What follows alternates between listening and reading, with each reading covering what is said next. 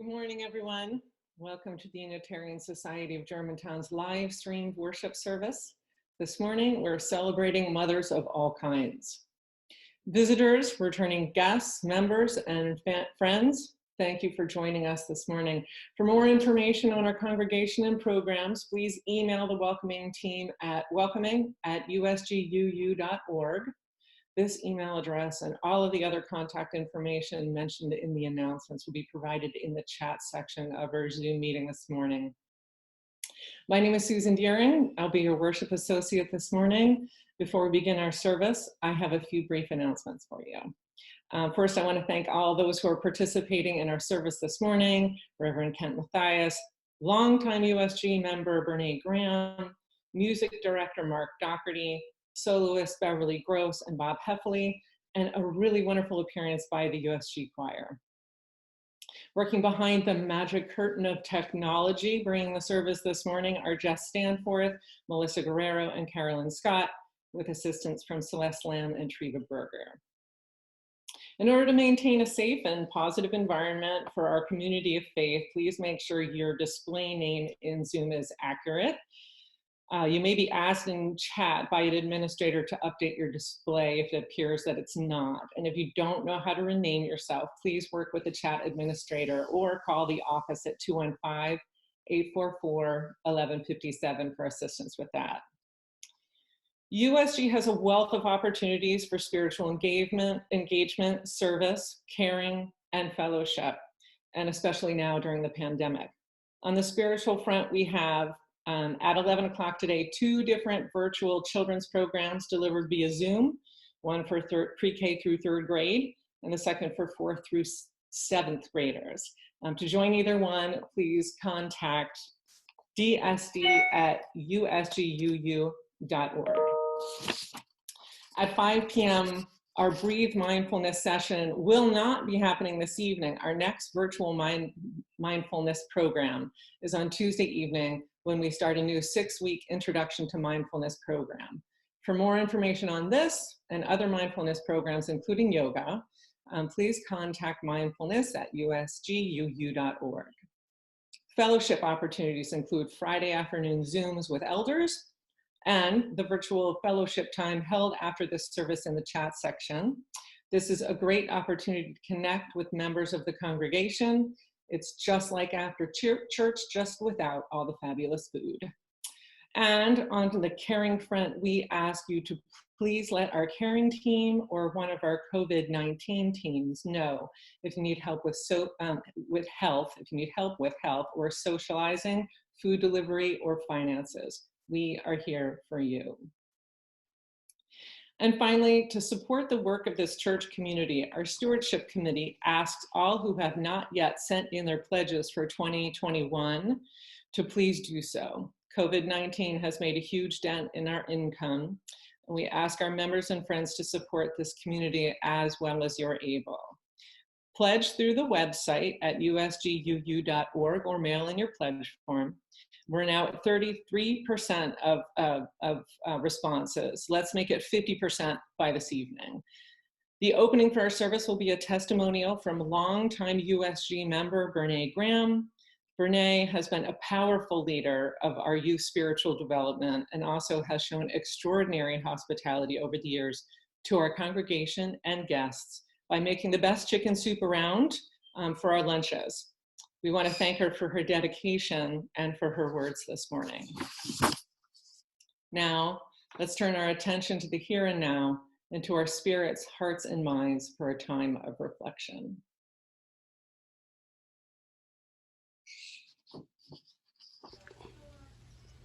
Good morning.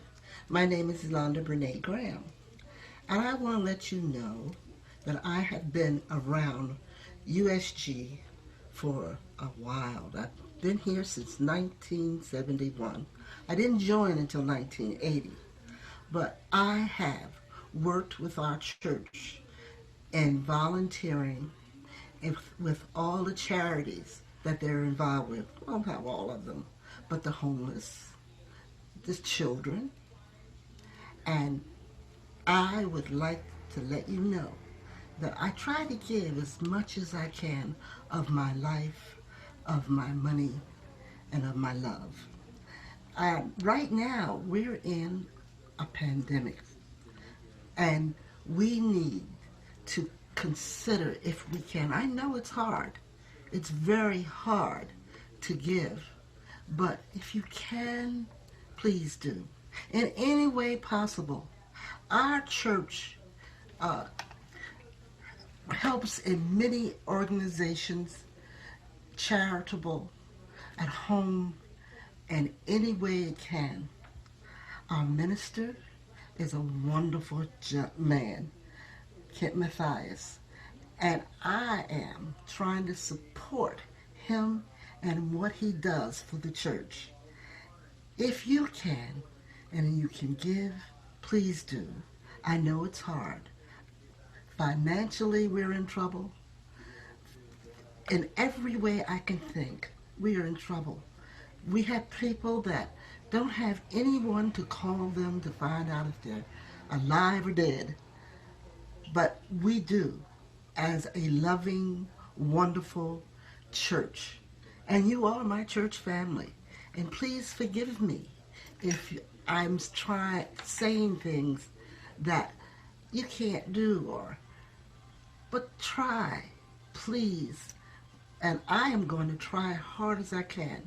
And if we ever get back to church, I'm going to do more to bring up our financial problems, and I'm going to have luncheons like I did in the 80s, and I'm going to work with my children, and I'm also going to volunteer to be with with the homeless that the church supports.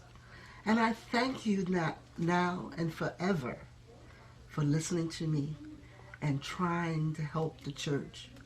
And I want everyone out there to have a good Mother's Day. You have fun, as much fun as you can at these times. Thank you, and bye.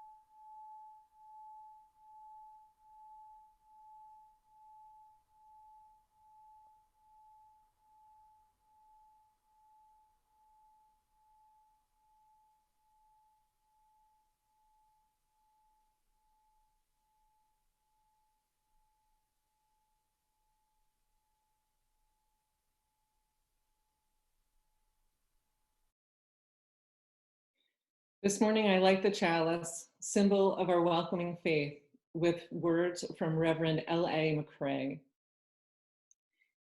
We light this chalice on the shorelines of life, gathered as one at the thresholds of the unknown. Surrender to the mystery and blessing that surely awaits. As we dispel fear and call forth love, light, and peace, crossing over the threshold together as one.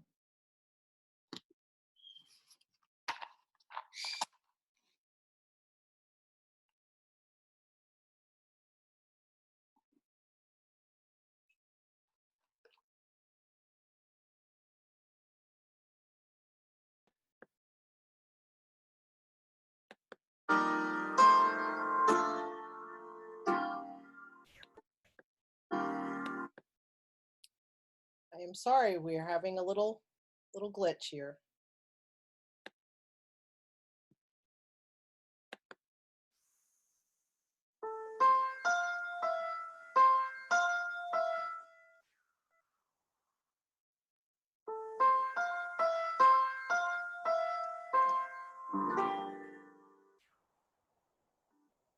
I'm becoming my mother. I'm becoming the image of her. In the mirror upon closer inspection, I see her reflection appear. I've developed her profile. I've developed her furrowing brow, that odd little quake her mouth used to make. I've started to turn up now, turn up now. I'm becoming my mother. I'm becoming so set in her ways. I'll be somewhere mid-sentence and stop, 'cause I'll hear myself copying her turn of phrase. And the thing that's so weird, the woman I feared becoming, I've grown to be. And the more that I grow like my mother, the more that I grow to like me.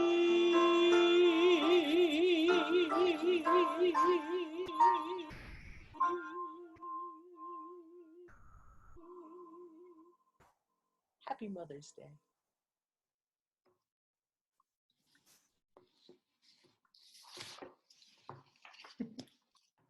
Thank you, Bev. That was beautiful. I like to think of Mother's Day as a celebration of caring. Many people share that work. This morning, I'll be reading one of my favorite stories about caring to celebrate all of the shapes and forms that mothers come in. The story is called A Sick Day for Amos McGee. It's by Philip Steed with illustrations by Aaron Steed.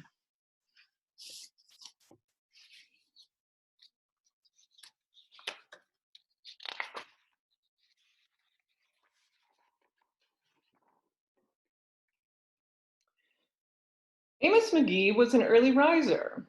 Every morning when the alarm clock clanged, he swung his legs out of bed and swapped his pajamas for a fresh pressed uniform. He would wind his watch and set a pot of water to boil, saying to the sugar bowl, "A spoonful for my oatmeal, please, and 2 for my teacup." Belly full and ready for the workday, he'd amble out the door.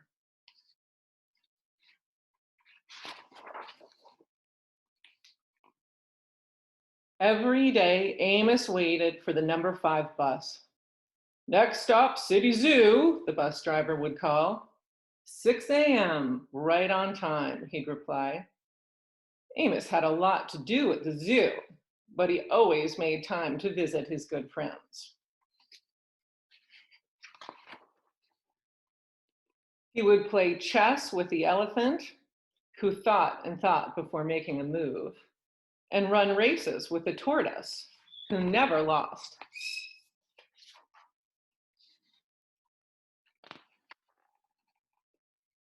He'd sit quietly with the penguin, who was very shy, and lend a handkerchief to the rhinoceros, who always had a runny nose.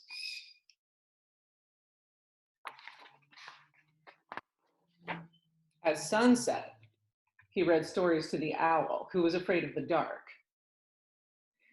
One day, Amos awoke with the sniffles, and the sneezes, and the chills.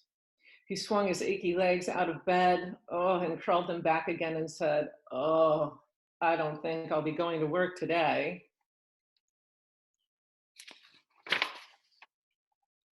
Meanwhile, at the zoo, the animals waited for their friend. The elephant arranged his pawns and polished his castles. The tortoise stretched his legs and limbered up. The penguin sat patiently, all by himself. The rhinoceros worried that his allergies were worsening, and the owl perched atop a tall stack of storybooks, scratching his head with concern. Where is Amos? The animals wondered. Later that day,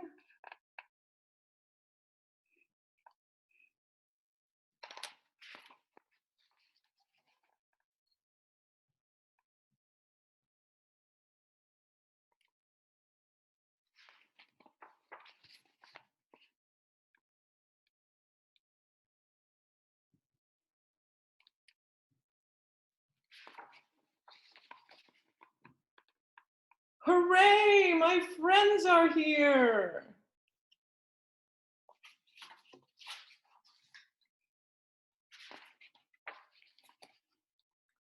The elephant prepared a game of chess. Amos thought and thought before making a move. I'm too tired to run races today, said Amos to the tortoise. Let's play hide and seek instead. The tortoise hid inside his shell, and Amos hid under the covers.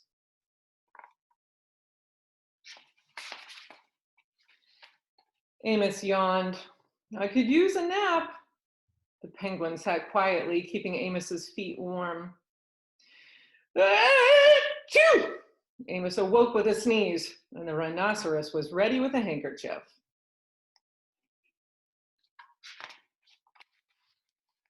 I'm beginning to feel much better. Thank you, said Amos to his friends, and he swung his legs out of bed. Perhaps we'll share a pot of tea.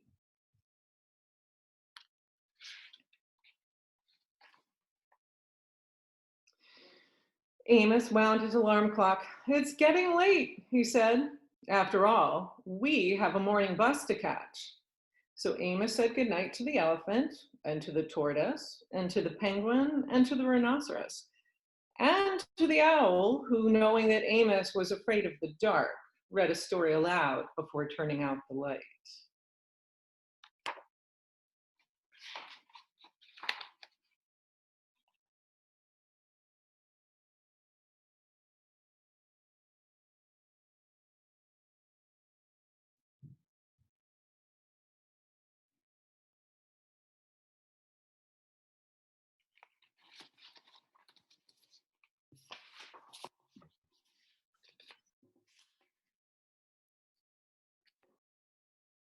Good morning, everybody. It is a glorious day for Mother's Day here in the Philadelphia area. The sun is shining, the birds are singing to our mothers, and we are not in the same room physically, but we sure are connected emotionally and spiritually in this extended beloved community. We pause and mindfully every Sunday morning together lift up the joys and sorrows that live in our hearts, many of which remain unspoken. I invite you at this time to go inside and connect with what's going on for you, and happiness and sorrow for yourself, for those you care about, for the wider world. We lift up the entire family and friends of Mark Kofke, our beloved longtime member, who did die of COVID roughly 2 weeks ago. We lift up Liz, Ellen, and Alice, wife and daughters, and all their family to the light. We lift up to the light Diane Sharp and her extended family, as Diane's brother, John, is failing at this time. John is 61, had many chronic health problems for years, and it has COVID and is in hospice care in his last days now. So we pray for comfort and solace and peace and love. We lift up all the folks who are being hit economically around the globe. In our nation, over 30 million folks filing with joblessness. The pain is so difficult in so many layers economically. So our prayers of health and well-being and courage go out to all suffering. And we lift up communities of color that are suffering disproportionately right now with inadequate healthcare response and higher suffering levels from the virus. The religious community helps us also remember that there is so much to celebrate right now. We give thanks for all the people helping us make it through these tough times, people in the food chain, the folks growing the food, delivering the food, selling in the grocery stores, selling takeout in the restaurants. We wish safety and that they know they're appreciated. We lift up the mail carriers, the sanitation and recycling workers, essential to our well-being. Thank you to them. Let's make signs on our front yards for our sanitation and recycling people and give them thanks and maybe sing them a song. I want to celebrate all the mothers, of course. All the mothers celebrate you. And I want to give a special shout out for the marriages with two moms. We are so grateful for marriage equality. This is a stole I'm wearing today from Jennifer Ballot and Marissa Myers, two members of our church that I had the huge honor of marrying earlier this winter. And they gave me this stole, which I wear with great joy today in honor of their newlywedness and of all men and women who could be together with marriage equality. Let's take a moment and go inside for prayer and meditation, introspection, after which we will sing together Spirit of Life with some wonderful help from Bob being the song leader with us. But we're all invited to sing along with Bob with the words on the screen when the time comes. This prayer is tender to my heart right now. It's written by my colleague, Victoria Weinstein. And Vicki and I started in seminary at the same time together, been friends for over 20 years. Vicki's mother passed during the pandemic, not from COVID, but neither Vicki nor her family could be with her mother during her dying time. So Vicki, if you see this or someone tells you, I love you, we love you, and we give this prayer, which is your words, in honor and gratitude of you and your mother.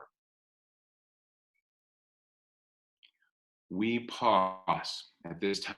Pause together right now, us here in this time, and reflect in thanksgiving. Let us reflect in thanksgiving this day for those whose lives have nurtured our lives. The life-giving ones who heal with their presence, who listen with sympathy, who give wise advice only when asked for it. We are grateful for all of those who have mothered to us, who have held us gently in times of sorrow, who celebrated with us our triumphs, no matter how small, who noticed when we have changed or grew, who praised us for taking risks. On this day that honors mothers, let us honor all mothers, men and women alike, who from somewhere in their being have freely and wholeheartedly given life and sustenance and vision to us. We give thanks.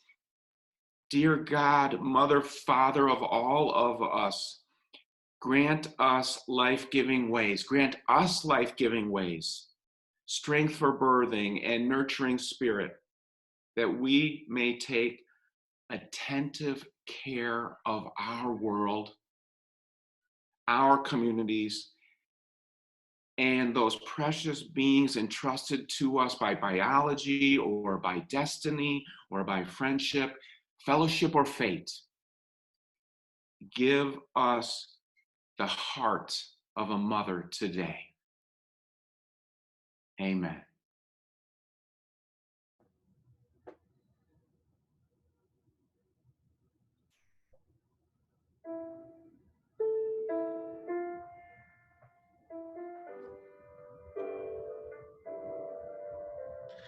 Spirit of life, come unto me. Sing in my heart all the stirrings of compassion. Blow in the wind, rise in the sea. Move in the hand, giving life, the shape of justice. Rules hold me close, wings set me free. Spirit of life, come to me, come to me.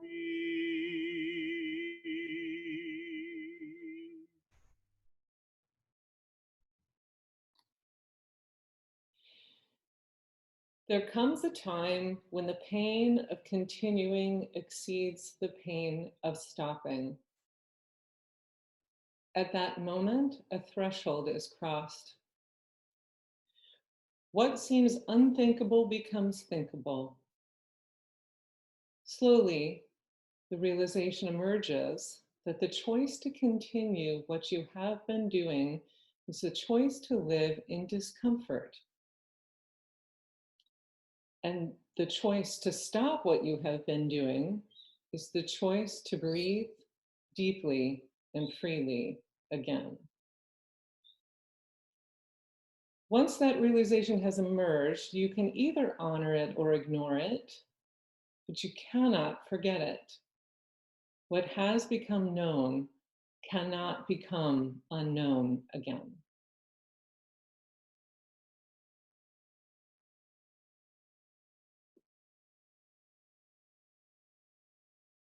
This pandemic creates so many globally shared experiences. It's mind-boggling how many things we're going through together as a human family around the globe, every continent. And there's a feeling I've had many times during this crisis, which I imagine others have felt as well. And my best way to say it is, this is difficult and I want my mommy. I just want to be with mom. And hence it's beautiful for me to have my mother, Mary Ellen, attending her first virtual USG worship service on this Mother's Day.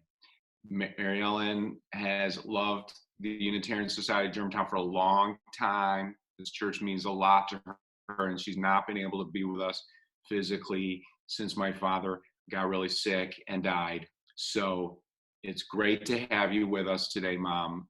Happy Mother's Day. And happy Mother's Day to all the mothers with us this morning. Brene Graham gave such a wonderful testimonial earlier. Bev Gross Spencer with her singing. We have many wonderful mothers behind the scenes. Susan leading the worship with me. And we have so many mothers in the virtual pews this morning. It's the first time I've said that phrase, virtual pews. We have mothers with us who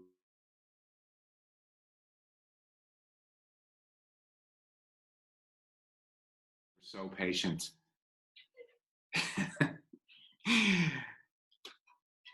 Thank you all, the mothers who are helping every kind of family and community make it through this crisis. We see you and appreciate you. Brene's son, Dallas Jr., and I have spoken many times over the years about our feelings, knowing we are blessed by our mothers, that during times of struggle or rejection, our mothers have helped us to navigate to a place of courage or inner strength. I remember when I was a freshman in high school, trying out for the soccer team, and they told me they were putting me on the third team. They called it the C team. I said, you can't call it the C team. We can't tell anybody we're on a C team. It's too embarrassing. But without pretending it didn't hurt, my mother soothed my feelings pretty quickly. I remember after college being rejected from a job that I thought they had told me in the interview that I was going to be hired for. And I was devastated.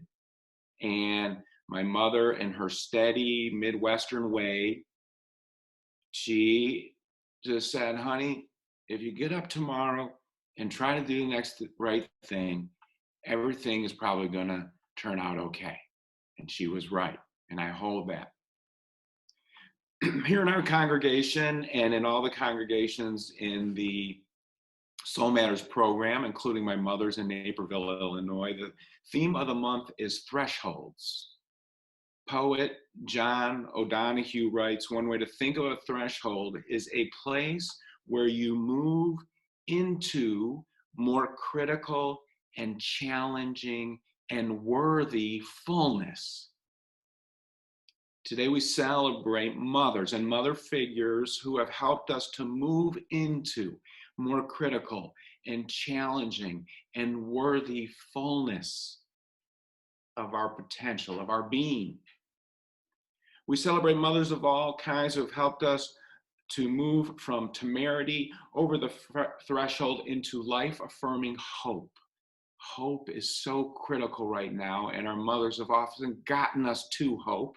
So I'm hoping we can stay connected to what we know with mothers right now. Whether it was learning to ride a bike, going back to school and being picked on or teased, growing up to see how the military industrial complex deprioritizes human lives with our tax dollars, we have moved forward with the help of our mothers many times into hope.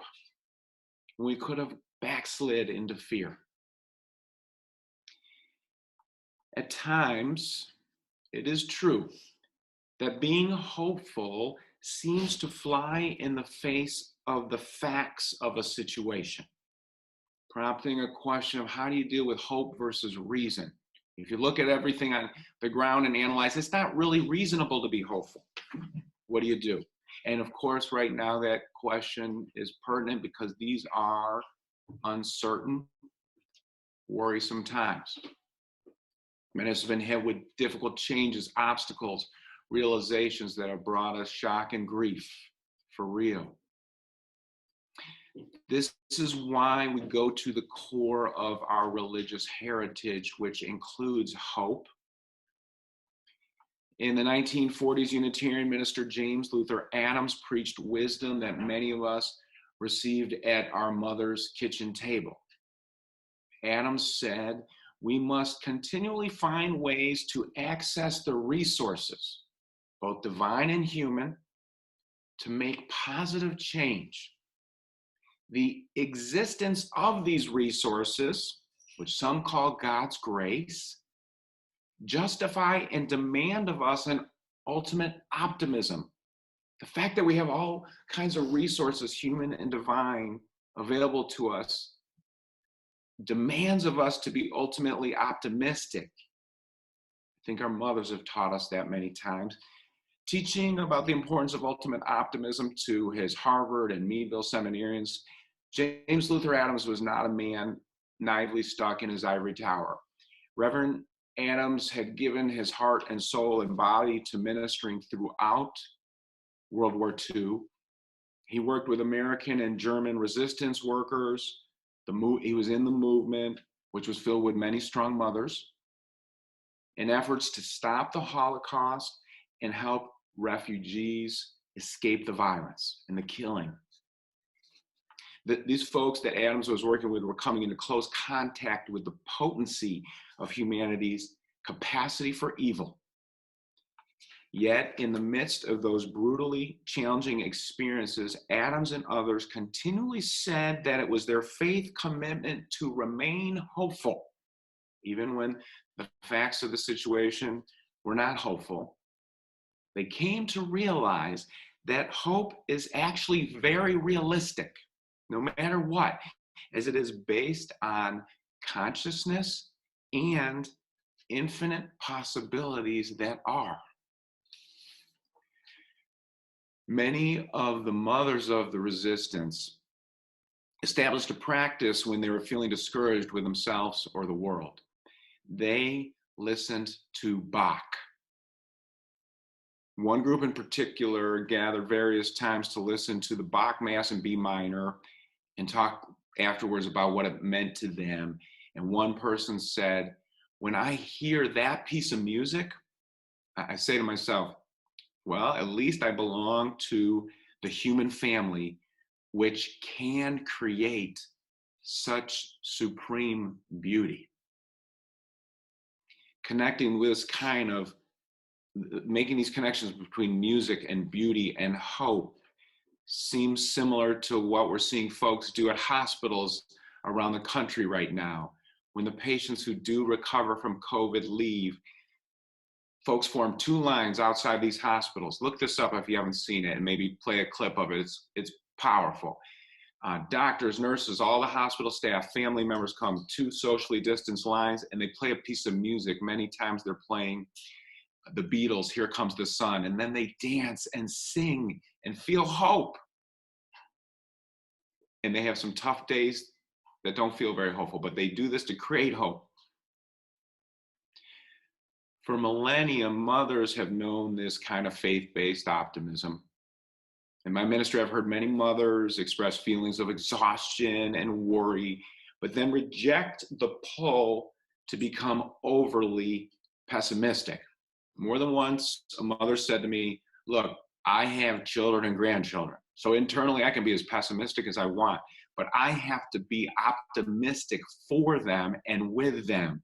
I have to keep my spirit up for them, with them. We, right now, those of us here together connecting with others, have an obligation to our communities and to our children and those yet to come to maintain attitudes of ultimate optimism. In Spike Lee's post-Katrina documentary, The Day the Levees Broke, one mother tells how her home was completely wiped out during the hurricane and flooding. This mother and her child had to evacuate for over 6 months, and upon return to New Orleans, they lived in a federally provided trailer with no electricity in the heat of New Orleans. And in the film, in the midst of all that, the mother's talking about how the life that she had previously known had been basically wiped out by Katrina, but she continued to believe in God and maintained a commitment to never give up on living life. Never giving up on living life. This is a woman who lost everything and lived in a trailer with no electricity with her child during the heat of New Orleans summer. She said that focusing on pity does you no good because it takes you further down into the hole of despair. Rather, focusing on hope helps raise you up to where you can stand on your own again. Focusing on hope helps you raise you up to where you can stand on your own again, and then eventually you can walk and you can rest a bit and take a breather and enjoy the live oaks and the magnolias. These are truths we can all live out every day, including today, Mother's Day, including this moment. We can. In these uncertain times, we can nurture each other and be nurtured to focus on hope, which helps raise you up to where you can stand on your own again. Perhaps you can take this time to allow yourself space to reflect on your past, present, and future. And in that reflection, imagine a new hope-filled beginning. Perhaps right now you can imagine multiple new hope-filled beginnings that are happening, can happen in your life in the pandemic. Perhaps you can read sacred scriptures highlighting hope. You can remember and honor loved ones and ancestors who came before and call on their memories and their energies for hopefulness. In order to focus on hope, which helps raise you up to where you can stand on your own again, perhaps if you're struggling with this, you can let go of thinking, it's me versus the world. Why is it always me against all these circumstances of the world? And then more fully claim the sacred truth, which is that united we stand. Divided we fall. United we stand. So let's lean in on feeling, being united. This type of hope is not Hallmark card hope. It's not most of the time, nothing against Hallmark on that one. This type of hope, though, is not a child who wants a specific toy and will not be happy with anything else. No, there's a lot of unknowns right here, and we have to roll with some tough stuff, and we don't know what's going to happen tomorrow, next month, next year. But with the help of mothers and nurturing available to us from spirit and beloved community, we can more fully enter into a previously unthinkable, open-ended, and powerful hope. I know things are tough right now, but miraculously, hope is available in all situations if we choose to see hope, focus on hope instead of despair. It's true. No matter where you are in this time of challenge, invite the vibration of hope into your being. The kids today say, let's vibe on hope. We're vibing on hope. Let's vibe on hope. Make your body a welcoming temple for life-sustaining, life-affirming hope. This is a great way to honor all who mother. Blessings be. Amen.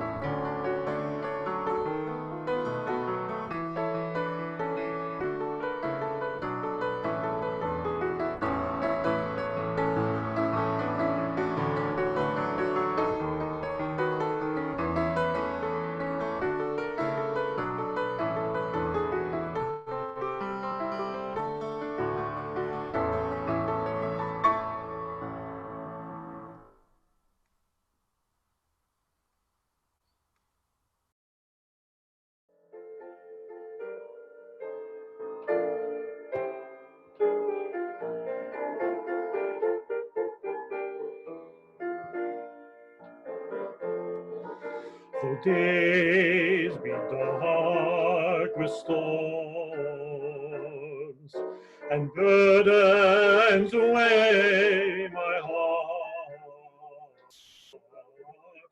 though troubles wait at every turn, I know I can go on. My sorrow heals my soul, and burdens make me strong. The troubles wait at every turn, I know I can go on. My sisters in my heart,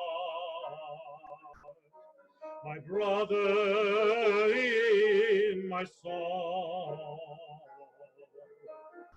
The troubles wait at every turn, I know I can go on. And though the journey is long, the destination is near.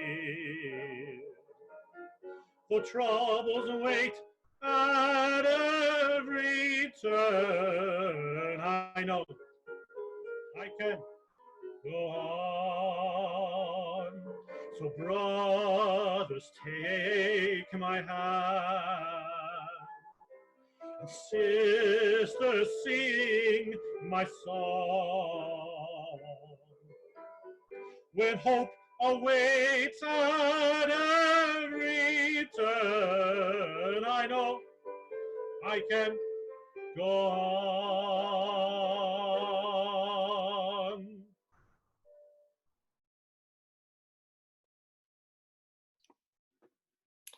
This beloved community is a source of caring, acceptance, and hope to all of our members and friends.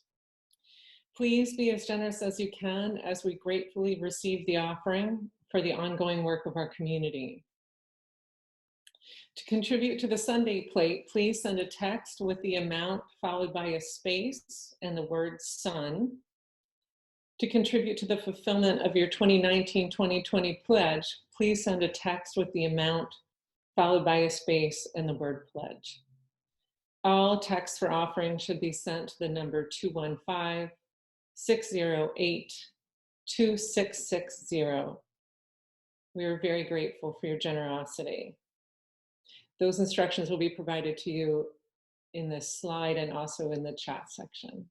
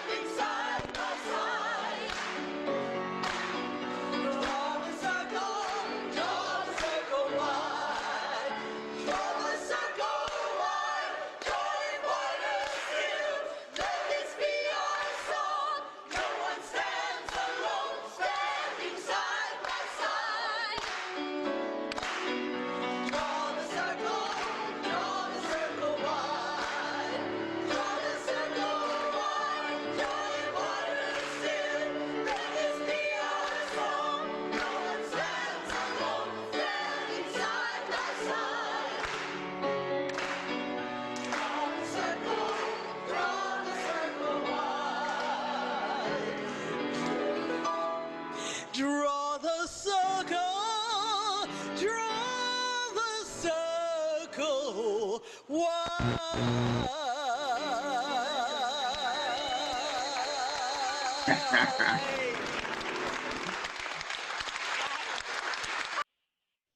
That was awesome.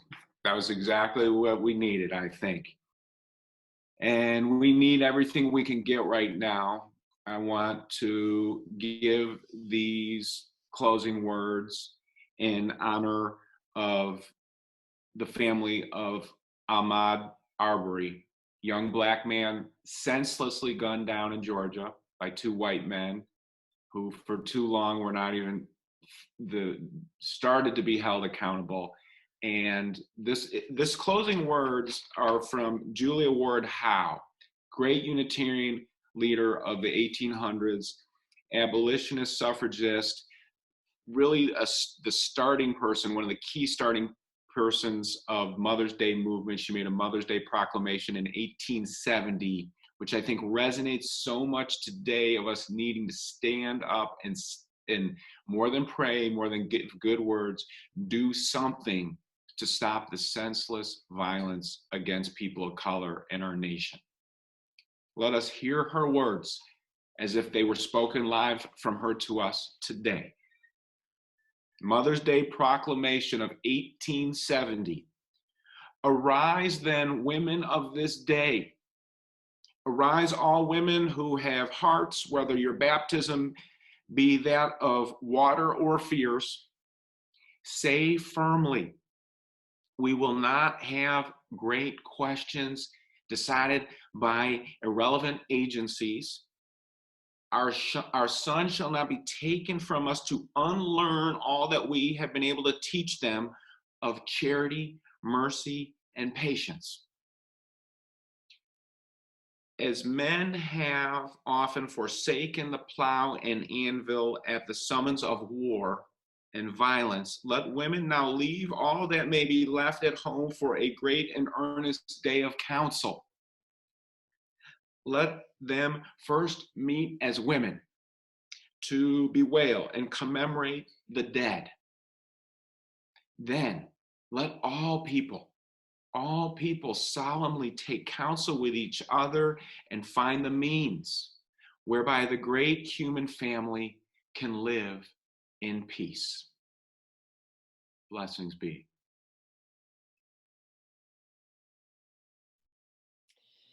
Thank you very much to all of you for joining us this morning. I'll now extinguish the chalice as we return to our lives of community and service. Parents and caregivers, remember to Zoom in for one of the 11 o'clock children's programs. And please all, if you'd like, linger for virtual fellowship time. If you stay on the line with us, you'll be whisked into a small group to enjoy conversation and connection.